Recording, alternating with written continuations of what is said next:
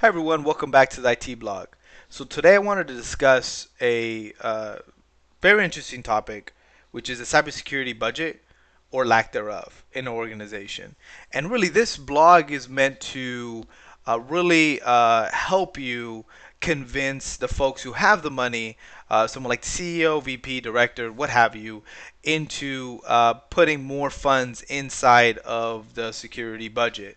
And it really breaks down into two things, and these are two approaches. They could be done at the same time or just incorporated into your tool set. One is soft skills, the other one is really just mm, putting together, I guess, statistics or some analysis and showing it in a graph, right? So the first piece, what I call building the narrative. And building the narrative really just breaks down, I break it down into three pieces. In the blog, you see more detail of it. But the first part is, and they're all like parallel, I guess.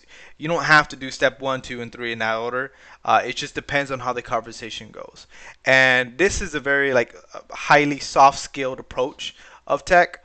So when you sit down and talk to someone who's just complete like a marketing director, a marketing VP, a CEO who has a marketing company, have no idea what vulnerabilities they have. It's likely that they hired you because they had an attack and you were hired to say, hey, take care of this area because we're vulnerable. And so they think hiring someone is going to solve it. So your job as a cybersecurity professional is to obtain money so that way you can implement tools to help your job, not really like streamline your job, but mainly just allow you to have visibility. For me, for the way I approach cybersecurity is really it's just like safety, and you need more. The more information you have, the more you're able to put workflows on top of those that information. So if you're sitting down, if you're trying to convince your CEO, whoever, to get funds, um, you really start making conversations relating to cybersecurity on how does your organization benefit and for cybersecurity. And cybersecurity and anything related to tech is not a hindrance. It's not an extra blockade to make you money. Like if you're marketing, you have phishing campaigns or spam filter, it's not going to slow down anything.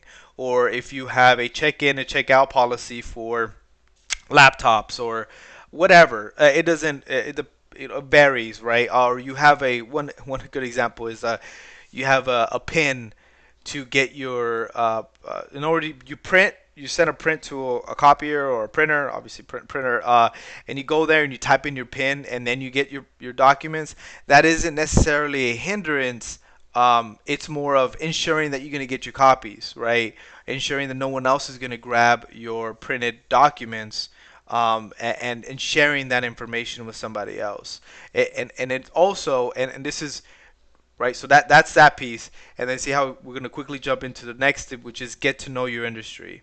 So I was a part of a production industry for a long time. Well, I take that back. Not a long time, a few years, but it felt like a long time. But in production, I came from a MSP background, very SMB, medium size, some large, some organizations, but they're very just I don't want to say basic. They weren't basic companies that we supported, but they're just very just standard, like get emails, work on some files, get some clients, and then reply back. And like, oh, one of them was a leasing company, apartment complexes, and they had like 50 to 100 across California, and so we helped manage them. And it was very just, my phones are off, my printers don't work, I can't log in.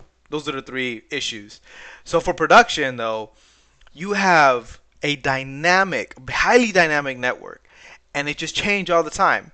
So me implementing high stringent security policies didn't help for them, right? So I this is a very key piece relating to your soft skills as a cybersecurity professional. Not a lot of people discuss this, which is get to know your industry intimately to the point where you know as much, or you know, I don't want to say not as much, but you know the verbiage, you can speak the language, you're able to understand the fluidity and or not so or not thereof of the organization and the industry as a whole.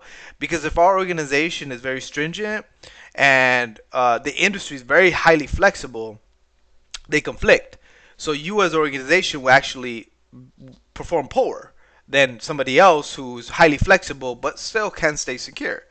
So for production, you don't have sensitive information in comparison to a fintech company or a doctor's office, right? So the solutions will be different.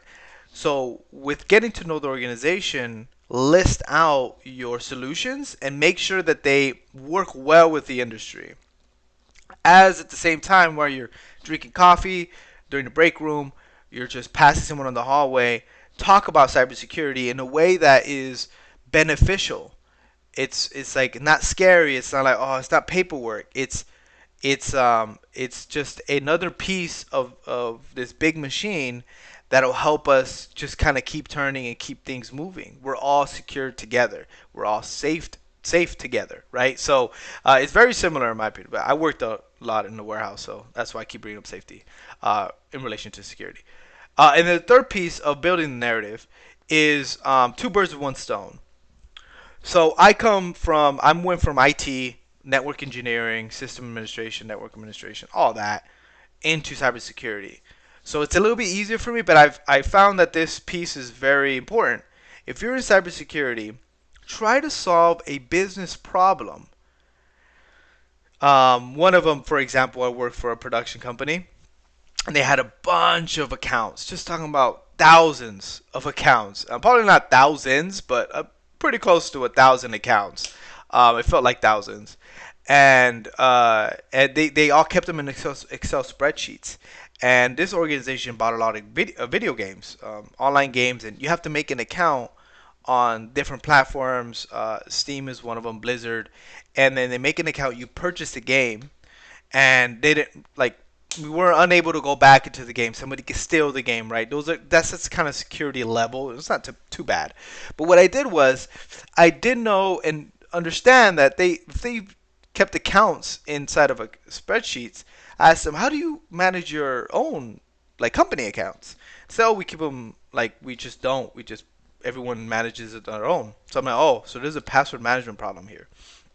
But hey, all these accounts, you're unable to track them, you're unable to manage them. Somebody steals this file or it's gone, like you have to rebuy the games.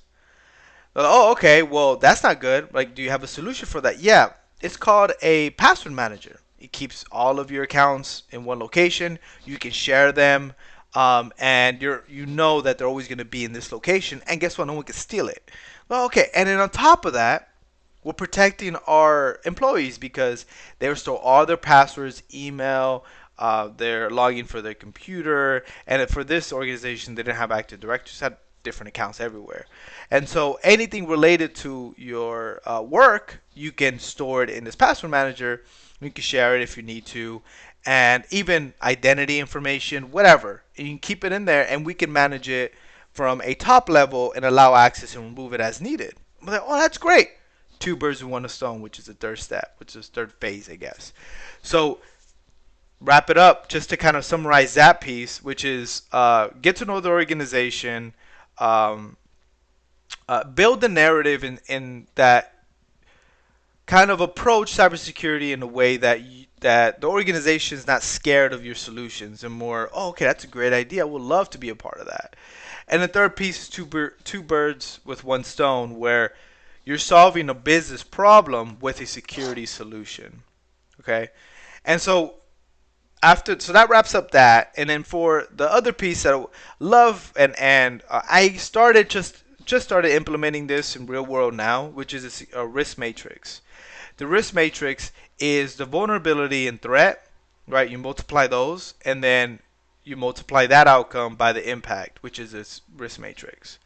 And you can put this together in a chart to kind of illustrate it, where, and this is more of a technical side, right? Where you analyze what the threat is, what the vulnerability is, what is the likelihood of it occurring, and then what threats are available, and then you calculate the impact. And you give your own metrics, like 0 to 5 or 1 to 5, and you say 1 no impact, 5 like you can't work, and you can like break it down a little bit. And this requires some work on your end to give the organization to understanding of how you're calculating all of this. It could be 5, you don't have a show. 1, you have a show, but it's kind of funky. 2, it's like you have like if you're in production, if you have a show, right? So, and you're able to then show in the bottom and say, okay, like if we don't solve this vulnerability, which could be like an RDP exploit, and I give more detail in my blog and I show the photo, but you get like RDP exploit. Well, we have vulnerabilities here because we have that accessible from the outside. The threat of exploits is pretty high because the likelihood of it occurring is high because there's an active exploit occurring. So there's high availability of threat and the impact. Well, if they log into this particular system, they'll have access to all these other systems, and so then your impact would be about a 3 because you'll probably still have a show, which just won't have access to all these systems.